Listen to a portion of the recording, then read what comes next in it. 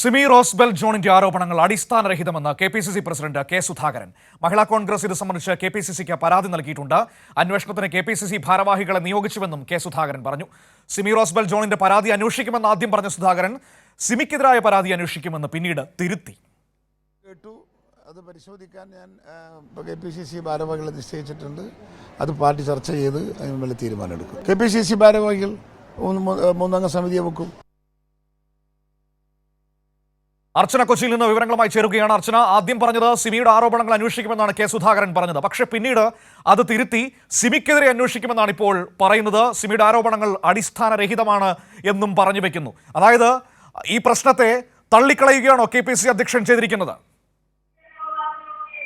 തീർച്ചയായും സിമി ജോണിന്റെ ആരോപണം പൂർണ്ണമായും തള്ളുകയാണ് കെ.പി.സി.സി പ്രസിഡന്റ്. പ്രധാനമായും അവർ പറയുന്നത് ഈ ഒരു ആരോപണം അടിസ്ഥാനരഹിതമാണെന്നാണ്. ഇത് ചൂണ്ടിക്കാണിച്ച് മഹിളാ കോൺഗ്രസ് തങ്ങൾക്ക് പരാതി നൽകിയിട്ടുണ്ട്. ഇതുമായി ബന്ധപ്പെട്ടുള്ള പരിശോധനകളടക്കം അന്വേഷണം അടക്കം നടക്കുമെന്നാണ് അല്പസമയം മുമ്പ് കെ സുധാകരൻ പ്രതികരിച്ചത്.